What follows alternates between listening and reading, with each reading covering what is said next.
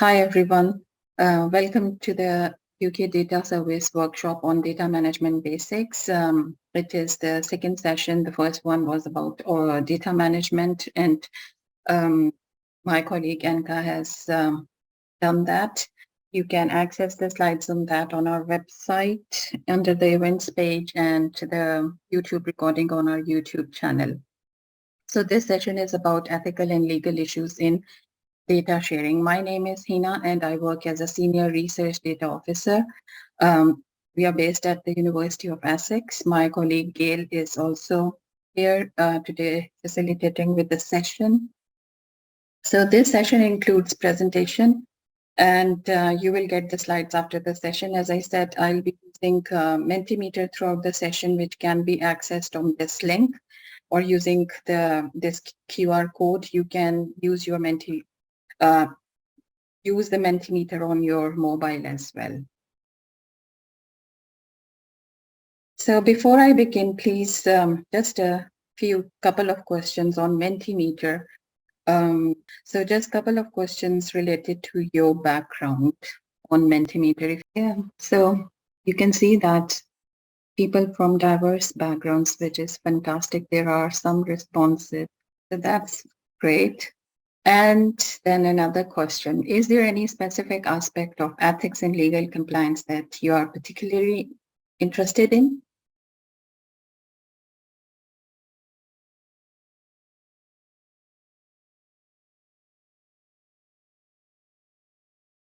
So this question will help me to design this workshop for the next time if I miss something. Animal subjects, general overview. How can we share data? How to protect data? Copyright and AI. Copyright and AI is an interesting one. And I think the most important topic these days. So that's good. I'm also interested in reading something about copyright and AI. So someone all new to this, NHS data, how to best advise researchers who are new to compliance, consent, anonymization.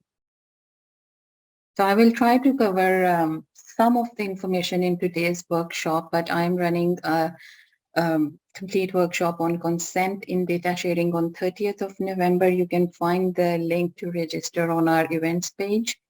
And my colleague, I think they are running running a workshop on anonymization, qualitative and quantitative both, in the coming weeks, and you can check it again on our events page.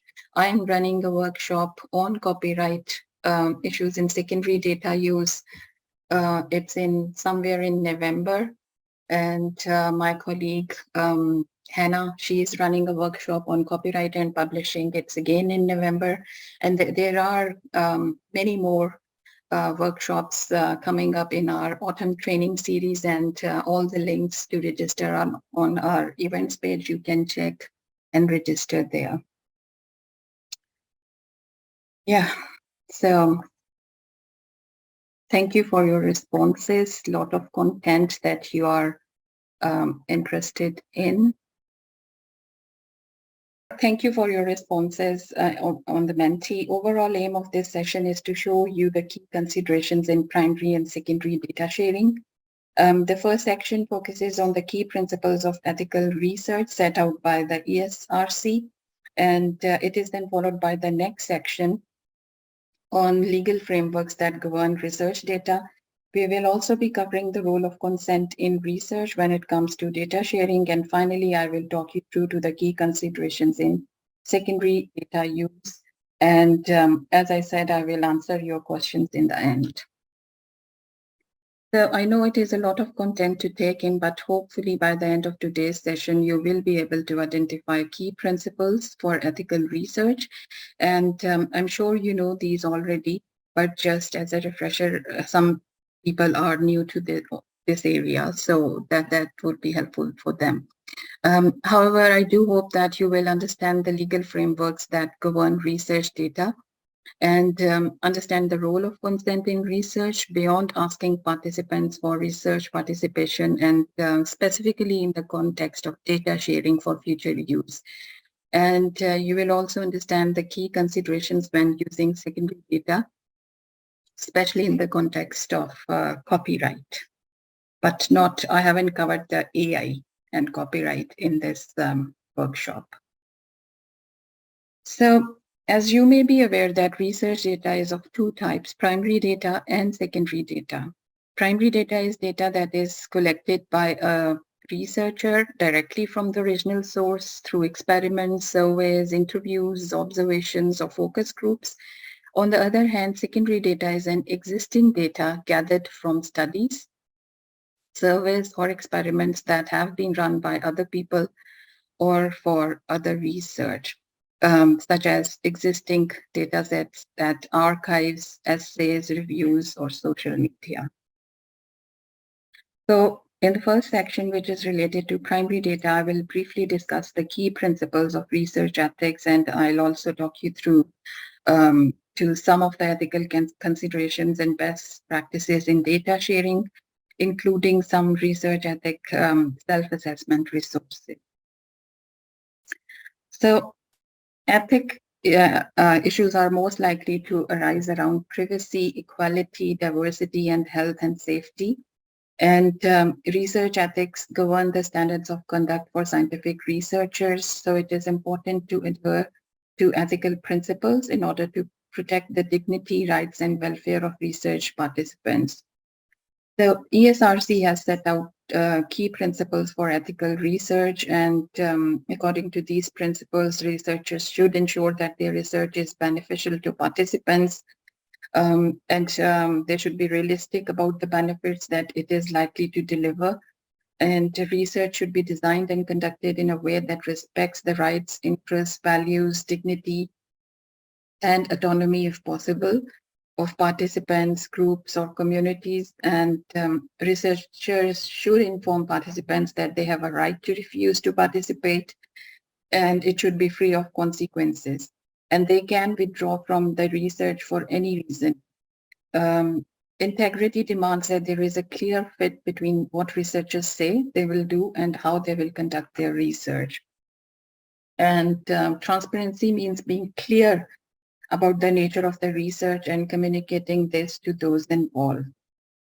Researchers must exercise self-critical responsibility in the planning and conduct of their research. And research ethics committees and research organizations have a responsibility to guide and support researchers, especially when the research involves difficult ethical decisions.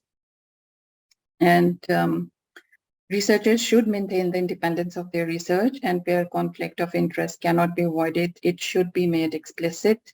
And independence of research is founded on academic credentials, professional standards, expertise, and experience, and it should always be free from personal, organizational, and political bias. Dishonesty and considerations of gain should be safeguarded at all times. So these are some of the ethical principles, and I'm sure that everyone is aware of these. So it is important that researchers do not just consider what can be done with the data, method, expertise, and technology available to them. It is equally important that researchers consider what should be done. So National Statisticians Data Ethics Advisory Committee provide a framework to help all researchers to think about the ethics of their research at an early stage and give them confidence that their plans address ethical principles and practices. So they have designed a very useful ethics self-assessment tool to review the ethics of the project to be undertaken. And this tool enables researchers to identify and mitigate any ethical issues. So it is based on 6 main principles. You're asked to assess your project against 22 items grouped against these 6 ethical principles on a scale. And it is beyond the scope of this session to go into further details of this tool, but I have added a link on the slide for you to have a look into your own time. and I found it very, very helpful. So that's quite a useful tool. Then there is another useful resource called Data Ethics Framework by the UK government. I have added a link on the slide. This is a very nice framework. It provides guidance on the appropriate and responsible data use in government and the wider public sector, and it helps to understand ethical considerations, address these considerations within the projects. I want to show you this tool. Yeah, so I'll add the link in the chat at the end, or we can go through this tool at the end. At the moment,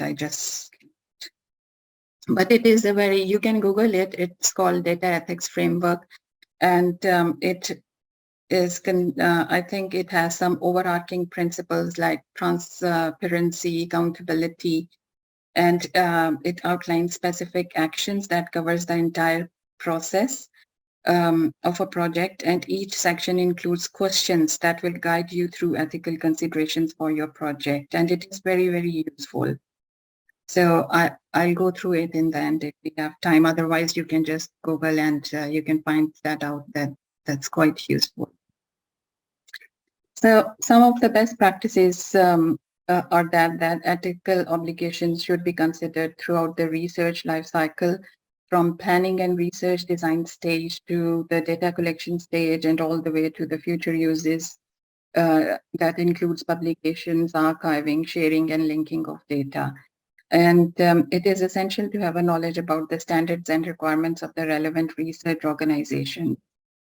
So always comply with these relevant laws, avoid social and personal harm, and you can always check with data centers such as us as we facilitate ethical and legal reuse of the research data, including the protection of participants and safeguarding of personal data.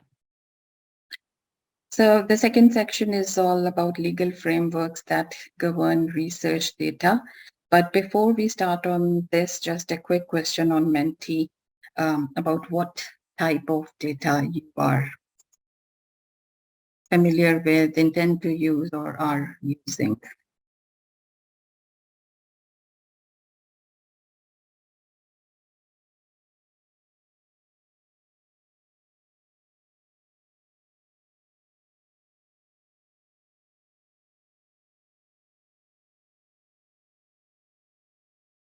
So health data,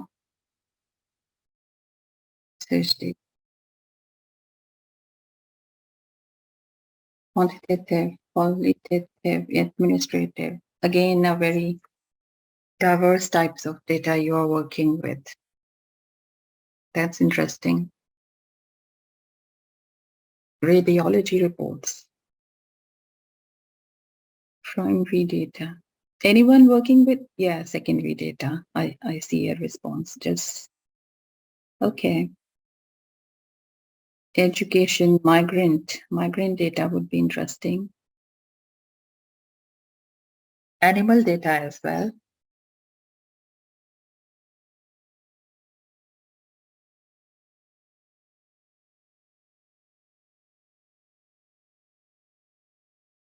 DNA sequencing. So very interesting types of data you all are working. Thank you. I could see the tab on my laptop regarding that framework I was just talking about. Let me just click and show you. Can you see? Okay, I think you can. Yeah. Yeah, so this is the framework I was telling you about. This is a guide. I have added it on the slide. So some basic information, what is it for, who is it for, how to use it, and the structure of this framework. Then they addresses these three overarching principles: transparency, accountability, and fairness, and what specific actions you need to take that addresses these principles. Then one by one, they describe what transparency is and how to score that, accountability, how to score that, fairness. Then yeah, all these principles, again, what specific actions you need to take. And yeah, it is a very nice one. How do you understand what public benefit is? So how to score that, what specific actions you need to take. So yeah, that I found it very, very useful. So you can have a look in your spare time. So thank you for your responses. Coming back to the legal frameworks, uh, in the context of data sharing, I think it would be easier to talk you through about the legal frameworks governing research data. If I take a broader classification of research data by Health Research Authority, it's easier to explain in that way. Although it is by Health Research Authority, but I think it's applicable to all types of data. So according to the HRA, Health Research Authority, data or information is broadly classified into three main categories. Information that relates to identified or identifiable individuals, information that no longer relates to identified or identifiable individuals, which some refer to as anonymous data, and synthetic data. I'll go through each of these briefly and the legal frameworks governing. So the first type is health and care information that relates to identified or identifiable individuals. But before that, just a quick intro to the personal information or data. You can identify an individual through personal information about that person, and people can be directly identified or indirectly identified. Examples of direct identifiers are name, address, postcode, telephone number, voice, picture, and some of the examples of indirect identifiers are occupation, geography, unique or exceptional values, which we, in data terms, we call outliers, which when combined can identify a person. So personal data also includes special category data that needs more protection because it is sensitive. Personal data also includes special category data that needs more protection because it is sensitive. As I said, the UK GDPR defines special category data as personal data revealing racial or ethnic origin, political opinion, religious or philosophical beliefs, trade union memberships, or genetic data, biometric data, data concerning health and sexual orientation. And most health researchers use special categories of personal data, which includes biometric data, genetic data, and so on. And if personal information about people is collected or used in research, data protection regulation applies. So there are two main legal frameworks governing the use of research data or health data that relates to identified or identifiable individuals. And these two frameworks are the common law or duty of confidentiality and data protection legislation. In the UK, there is a duty of confidentiality that is based in common law, and that occurs where confidential information comes to the knowledge of a person in circumstances where it would be unfair if it were then to be disclosed to others. There are some exceptions when you can disclose information. For example, if participant consents to onward sharing of their personal data, then sharing does not breach duty of confidentiality. And under this common law, you will need to obtain an explicit consent if confidential information is used for a research project. And this explicit consent is a very clear and specific statement. It can be given in writing, verbally, or through another form of communication, such as sign language. And sometimes public interest can override duty of confidentiality, and occasionally there are instances when you may need to give up data such as on a court order. So the best practice is to avoid very specific promises in consent. As researchers, we must adhere to data protection requirements when managing or sharing personal data. So if personal information about people is collected or used in research, then the data protection regulation applies. Data protection legislations that are most widely applicable to the research are Data Protection Act and GDPR, which is EU GDPR, which is now called the UK GDPR. EU GDPR is the EU-wide data protection regulation that was introduced in 2018, and it replaced the UK Data Protection Act at that time, which was being used until then. However, since the UK left EU, it is now called the UK GDPR. Currently, UK GDPR and EU GDPR, they both are aligned. They place the same legal obligations on researchers, but in the future, they may diverge.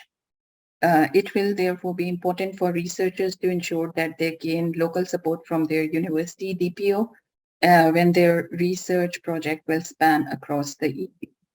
So basically, if the researchers based in the UK collects personal data about people anywhere in the world, or a researcher outside the UK collects personal data on UK citizens, then Data Protection Act and the UK GDPR applies. However, if the researchers are undertaking research projects which span across the EU, then EU GDPR also to be considered. So this is the basic rule at the moment. UK GDPR specifies the rights a data subject has when their personal data are processed. That's why it's very important to consider UK GDPR if you are to collect personal information for your projects.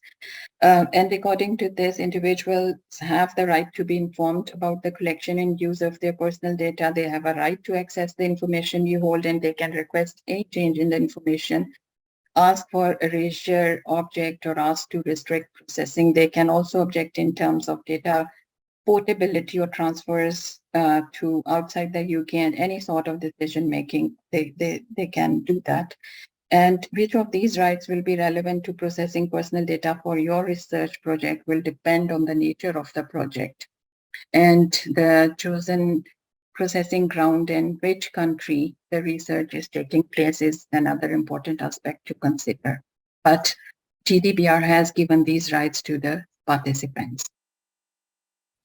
And everyone responsible for using personal data has to follow certain strict rules called data protection principles. And the researchers must make sure the information is used fairly, lawfully, and transparently. And it should always be used for specified, explicit purposes. It should be used in a way that is adequate, relevant, and limited to only what is necessary. And information should be accurate and, where necessary, kept up to date and not kept longer than it is necessary. So most of all, it should be handled in a way that ensures appropriate security, including protection against unlawful or unauthorized processing, access, loss, destruction, or any sort of damage. So these are the principles that the researchers should ensure they are following. Under the UK GDPR, there are 6 possible grounds for processing personal data, and one of these must be present. And if you are to process personal data, these are consent, public interest, legitimate interest, protection of vital interest, legal obligation, or a performance of a contract. But in the context of research, the first 3 grounds, which are consent, public task, or legitimate interest, are the most applicable grounds for the processing of personal data. I'm not sure whether any one of you are familiar with these grounds or what grounds you are using for your project. So I just thought to add a question on a mentee, just a quick question. If you can let me know which legal basis you are using. Either you are using or you know that in the UK, which legal base is advisable to use as an academic? Consent. That's interesting.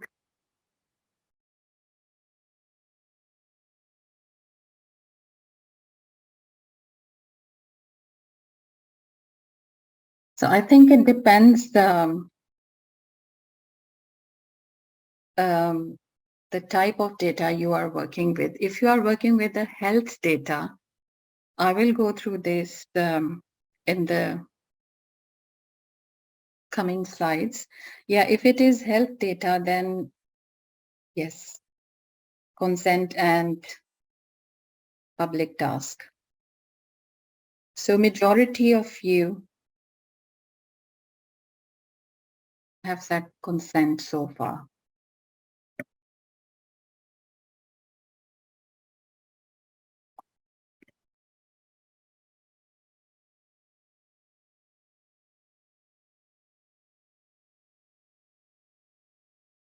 So some responses in the chat as well. Consent.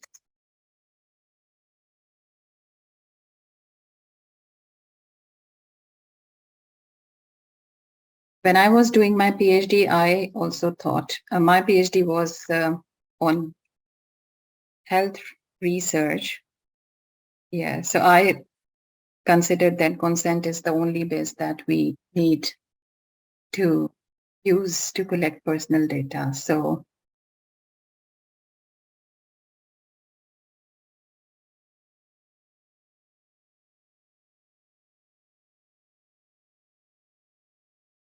okay, thank you. Let's go back.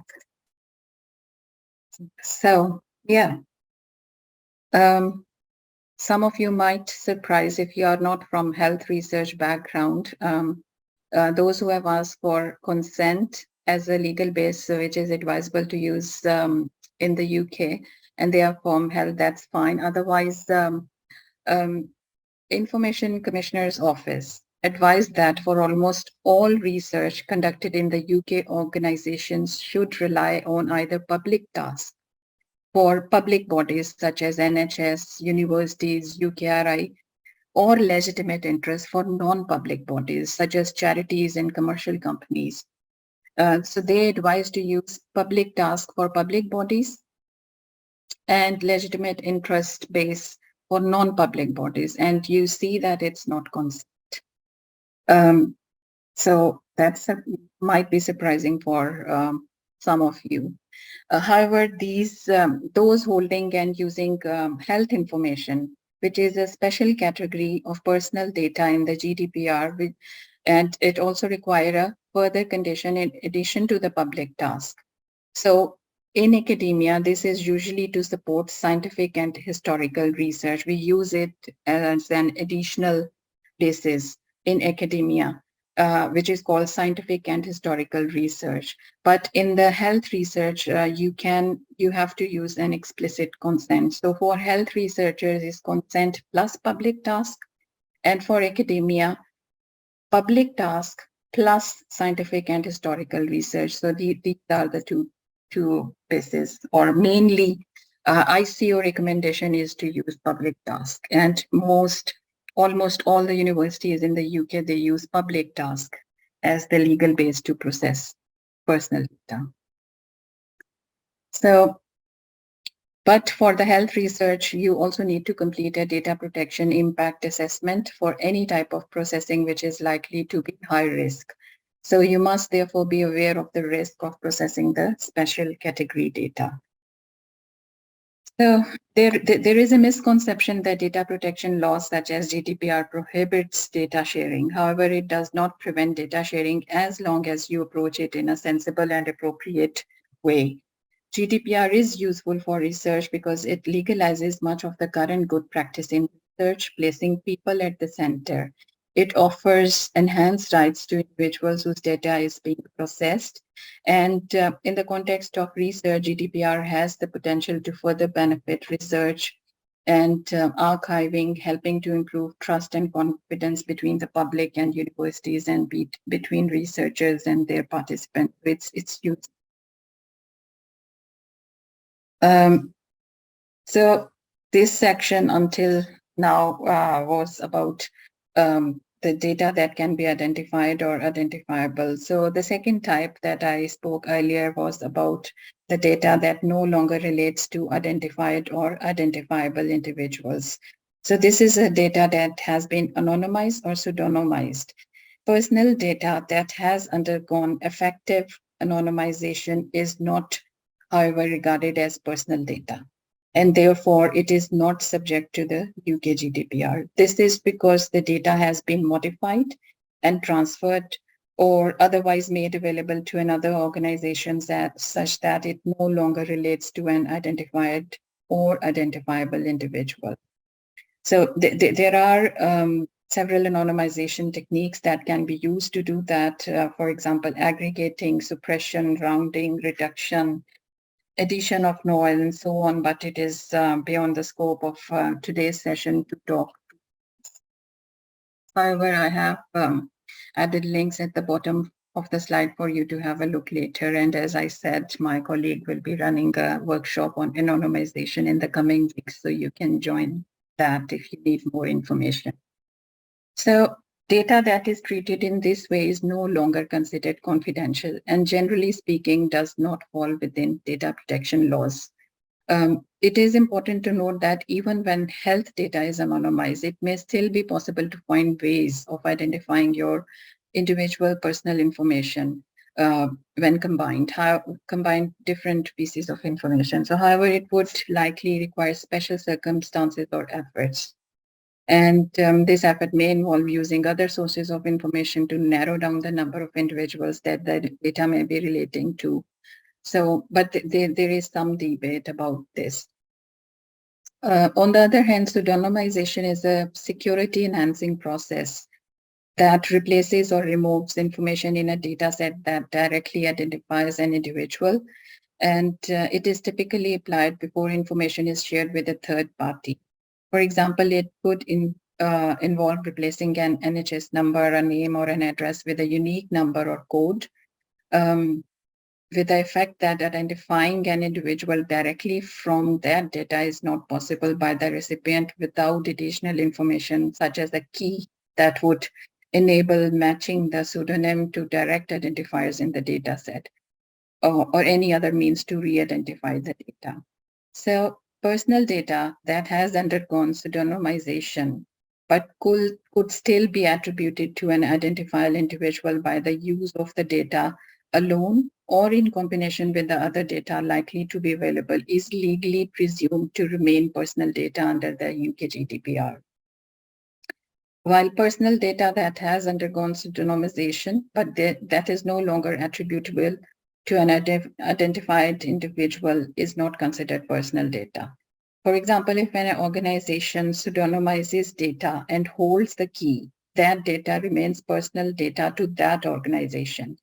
If the same organization shares the pseudonymized data with another organization, such as us, they deposit the data with us, but they does not share the key with us, it should not be assumed that the data is personal to us. So GDPR doesn't apply on that. For them, it is under GDPR. For us, without the key, it is not. So the determining factor is not whether or not the data is pseudonymized, but whether or not it can be used on its own or in conjunction with other available data using reasonable means to identify an individual. So the third type I mentioned earlier was the synthetic data.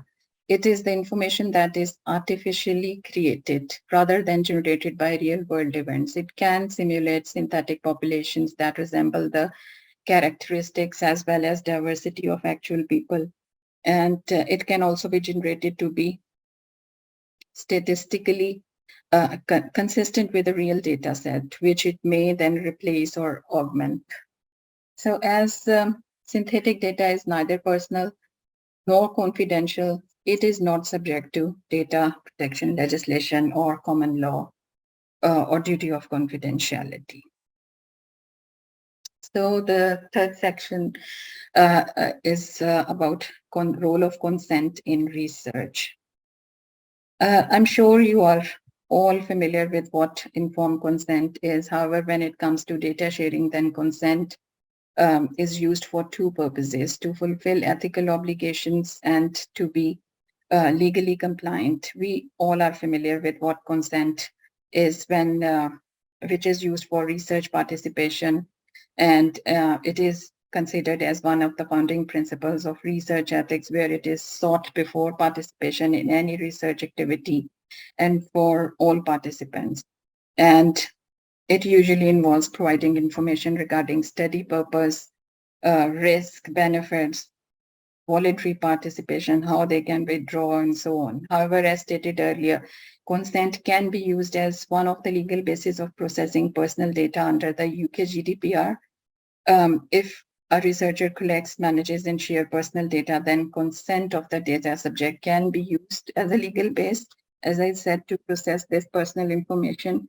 But as we see that in the UK, it is rarely used as a legal base, but around the world, there are many countries that use it as a legal base. So, but even though it is not mandatory under the UK GDPR, but you need to obtain an explicit consent under common law or duty of confidentiality when you have to disclose or share confidential information for research purposes, or, for example, under Human Tissue Act and for clinical trial purposes, you have to obtain that. And ethically, you should obtain consent, informing the participants if you are to share this data for future use. Not legally, but ethically you should. So therefore, consent plays a vital role to be ethically or legally, if you are using it as a legal base, to obtain it when it comes to being transparent, fair, and maintaining confidentiality. Consent can be gained in written or oral form, and the format of the consent depends on the kind of research. However, it is important that whatever format is used, written or verbal, it should be documented. And you need to document how it has been gained, what information has been provided, and what they have, what the participants have agreed to, what information they agreed to at that moment. So consent form plays a vital role in data sharing when you are to archive it or deposit it for future use. And it is very important that you design the consent form keeping in mind these three important sections if you plan to share your data. The first section should be about taking part in the study, and it includes some basics such as participants have read and understood the information. They have been given the opportunity to ask questions. They understand that they can withdraw anytime. And the second section is all about how the information that is being collected will be used. For example, how the data will be stored, for how long, how the confidentiality will be maintained. And the final section should be around providing information about future uses of the data, such as publications, archiving data, and so on. This final section in the consent form is really important if you plan to share your data for future reuse by other researchers. As I said earlier, I'm running a full workshop on consent issues in data sharing on 30th of November, I think. So you can have more information in that workshop. And we have a model consent form on our website. I think I have added it on the last resource slide as well. So you can see that how you divide the consent form in three key areas and what each area should include in the consent form. So that's quite useful. So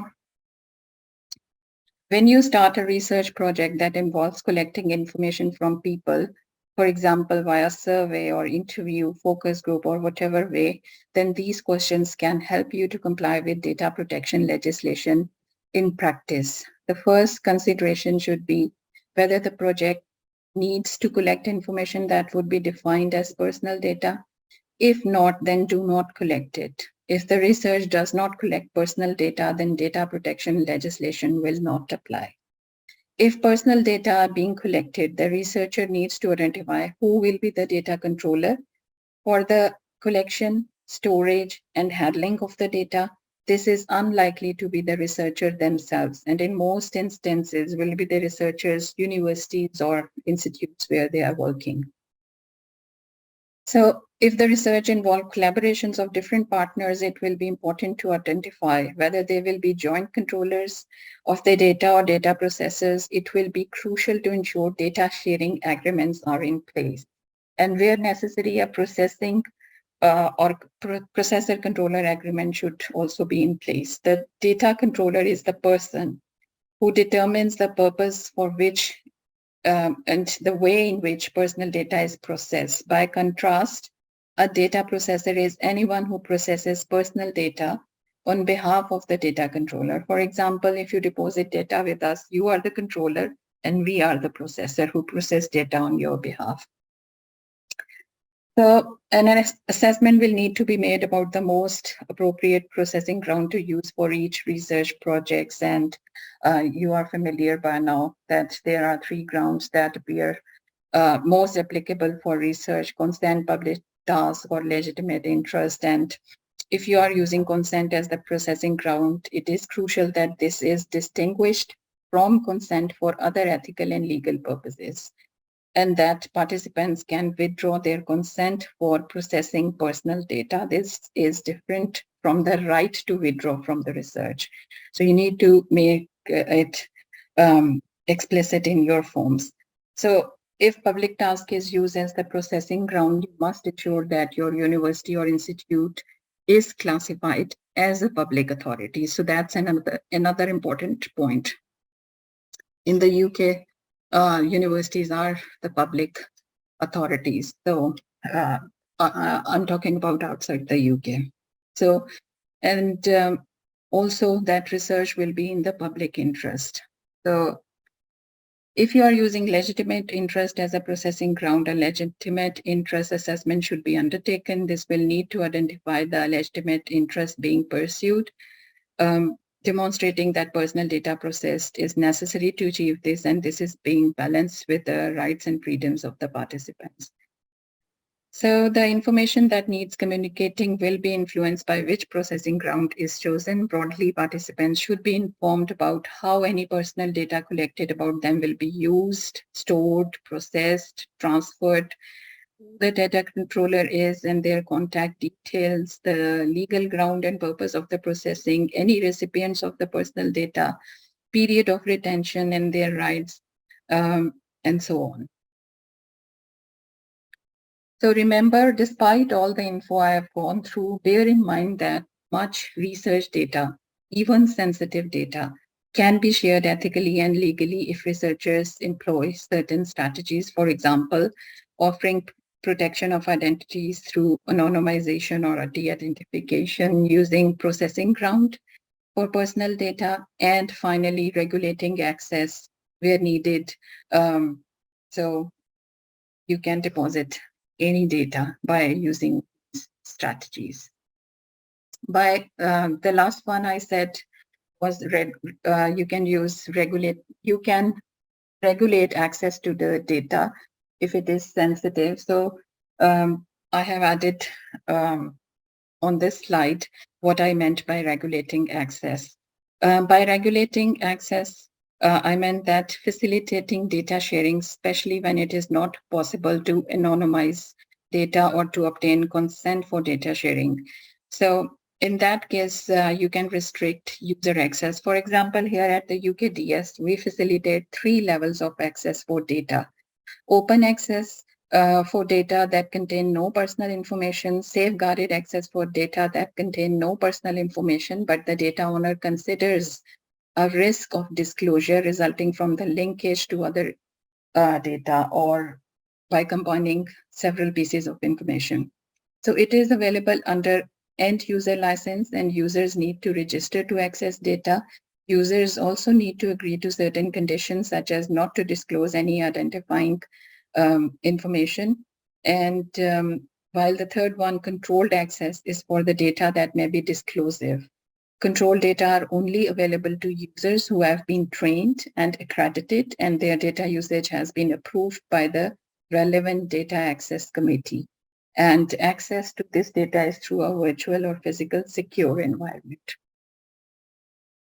So this is the final section, which is about what needs to be considered if you are planning to use secondary data sources, most important issues are the rights inherent in secondary data. So two most relevant types of rights applicable to the secondary data sources are copyrights and database rights. I'll talk you through to the copyright, which is the most common one due to time constraint, and I have added a link at the bottom for other rights for you to have a look. So copyright or IP rights are assigned automatically to the creator or the researcher who owns the data. When data are shared or archived, the original owner retains the right. Data archive cannot archive data unless all right holders are identified and give permission for their data to be shared. So copyright applies as soon as the data is created. You are the copyright owner of the data that you share for the future use by other researchers. And in the context of primary data, if you plan to share it for future reuse, you need to consider how you want your data to be reused by other researchers or students. You can specify this by licensing the data to match the intended uses. Various types of licenses for sharing data have been developed by the data archives. As I showed you earlier, the license is we use a data service, UK data service, open access, safeguarded and controlled ones, and end user license. In the UK, copyright arises automatically once a work is created, and to enjoy copyright protection, the work must be original. That is to say, it must be your own work, not copied from someone else. There is no copyright in ideas or facts, only in the way those ideas are expressed, such as diagrams and tables. So more information, if you need more information and are interested in copyright and secondary data use, as I said, I will be running a workshop next month. And if you're interested in copyright in publishing, then there is another workshop in November by my colleague. So if you are using secondary sources, then best practice is to assess who the copyright holder of the data set is. Are you allowed to use them? And in what way? Are you allowed to archive and publish the data in a data repository? Most of the time we encounter problems when researchers are allowed to use data as the data is under open license or they register to use it. But what they do not realize is that it is accessible to them for their personal use, but they need permission from the data owner for sharing it or archiving it. So you may need to seek a further permission to distribute material you do not own. If permission is not granted, you need to remove copyright variables or material before publishing or sharing it. So to be here on this slide, I have added a link to our web pages on copyright. I have also added a useful template variable information log for data sets being deposited that include secondary data sources. Researchers are advised to prepare a variable information log describing these resources. This log not only allows others to understand and use data correctly, but also ensures that repositories can check the appropriate terms and conditions applicable to the onward sharing. So you can see here that I'm not sure whether it's clear or not, but it include the variable name, source, how it was collected, brief description, and any restriction noted on its further use. So it's useful for the secondary data users. So best practice is to always investigate which laws apply to your data, including cross-country collaborative working as early as possible, almost at the designing stage of your project. Do not collect or keep personal or sensitive data if not essential to your research, but can always seek advice from the research office or data centers like us, and make sure that your participants know how this data will be used. All research data are personal data. Just remember that research data is not personal data, and GDPR does not apply if it is anonymized data. Not all research data is personal. I'm not sure whether we have enough time for a few quick questions or not. Yeah, I think so. On the Mentimeter. Just a quick quiz. If you are, what do you think? It will just recap of what you have heard. I know it's a lot of content, but just a quick quiz. What do you think pseudonymized data is not subject to the UK GDPR? Is it true, false, or it depends?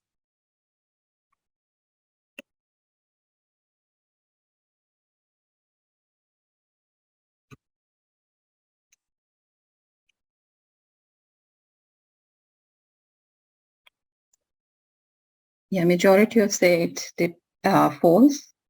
Some say it depends.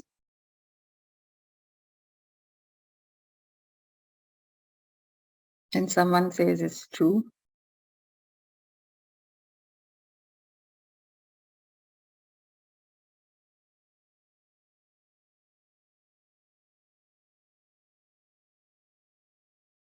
Yeah, I think it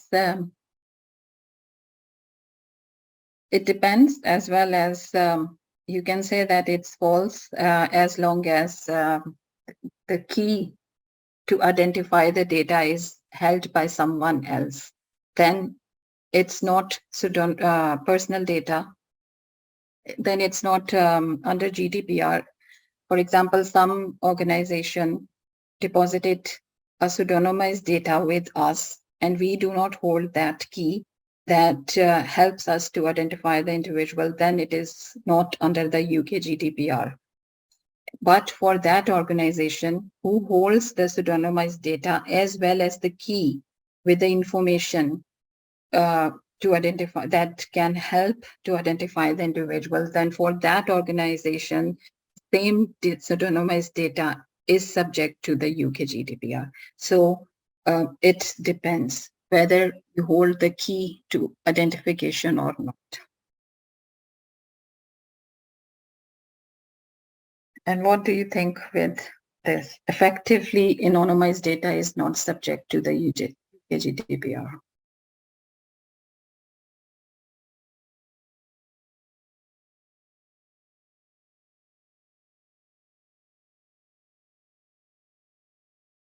Yeah, that's correct. If you think you're 100% sure that the data is effectively anonymized and there is no chance of any identification or there isn't any disclosure risk, then that's right. It's not subject to the UK GDPR. A very simple one. Ethical obligations should be considered throughout the research.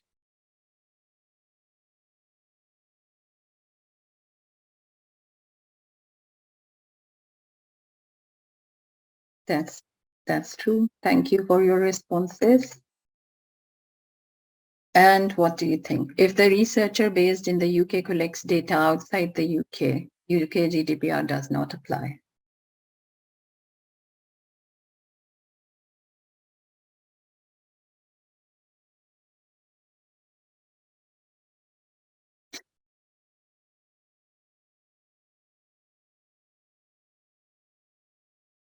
I think it's false because if you are based in the UK, you need to abide by the UK GDPR. And if you are collecting personal data, then the UK GDPR does apply. So it's a false statement. Anywhere in the world, it doesn't matter. But if you are based in the UK and you collect personal data, even if it is outside the UK, UK GDPR does apply. I think that's the simple one.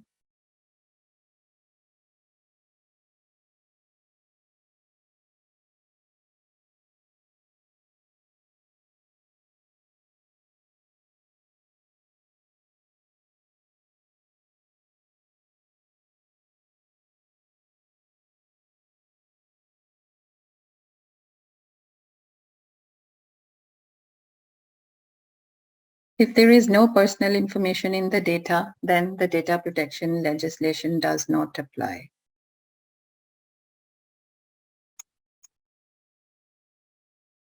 And then there is another one. If the researcher based in the UK collects personal data from the EU, which of the following applies?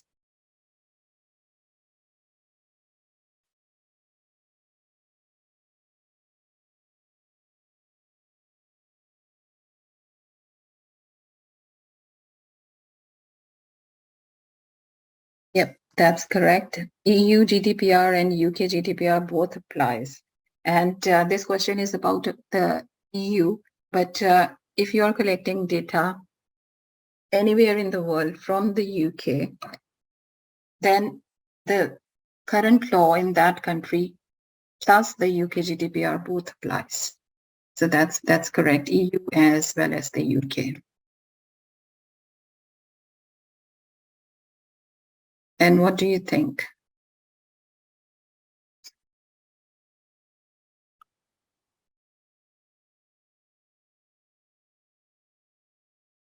Yeah, I think it depends is the safe answer. It depends whether you have taken the preventive measures, whether it is ethically and legally possible to share their data or not. So it depends on number of factors, what legal ground you are using, what information has been provided to the participants in the consent form, whether they have agreed to share the data, whether it is possible to anonymize it, whether it is possible to put it in a controlled access environment so that confidentiality is not compromised and people are ready to it in number of reasons. So it always depends, but it is possible.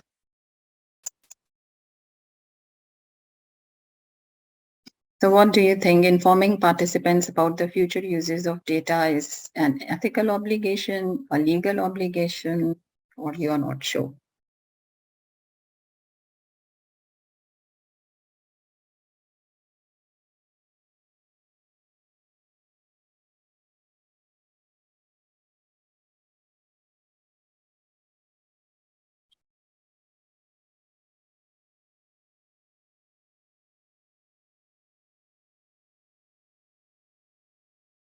I think it's more of an ethical obligation.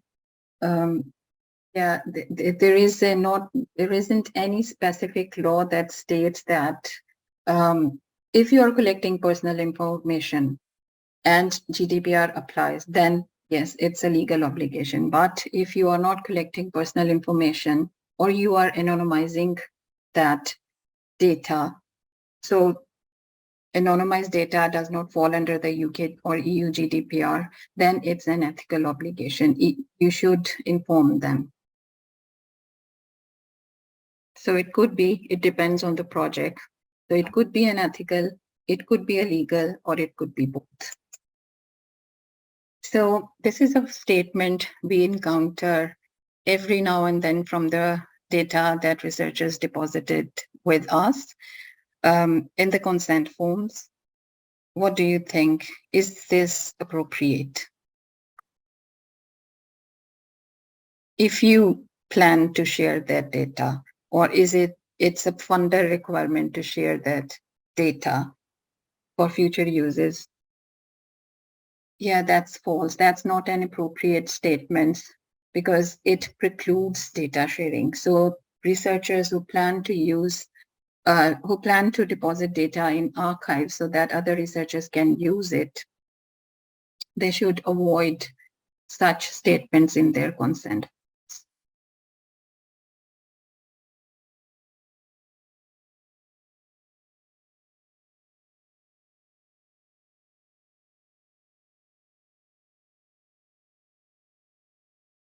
Then there is another statement that should be avoided. It also precludes data sharing. So when people come with the data and this sort of consent form statements, the only option they have to go back to the participants, ask for retrospective consent, which is not feasible at all most of the time. So, yeah. So these are very, very problematic statements if their funders require them to deposit data for future use.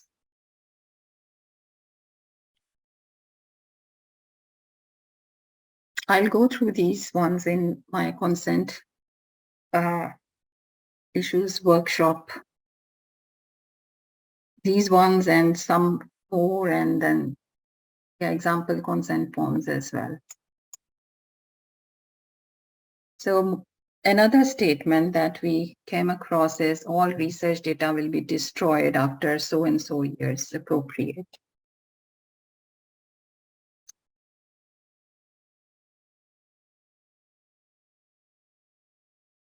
So this should be, it depends. If you should inform the participants what you are going to do with their information that you have collected. So this should explicitly state if you are informing them about personal data, all the research data. In this statement, it says all research data. So if you have this sort of statement, you cannot archive it for future use.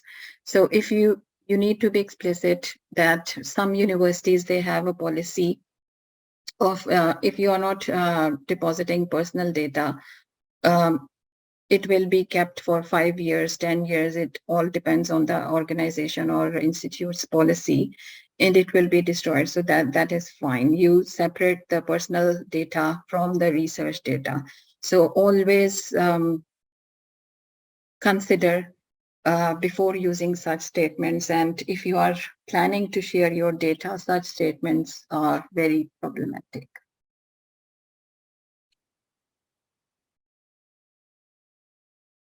So we will go through these statements in my consent workshop. I'm not sure why. Again, can you see my screen, the slides? Yeah. Yeah, all right, okay. Yeah, so these are some of the resources I have mentioned here with the links that are useful to you, including the consent form, example consent forms, information sheet, and rights when using secondary data, regulating information, and so on. And these are the links to our upcoming training events page, past training events and recordings. And yeah, thank you for attending today's session.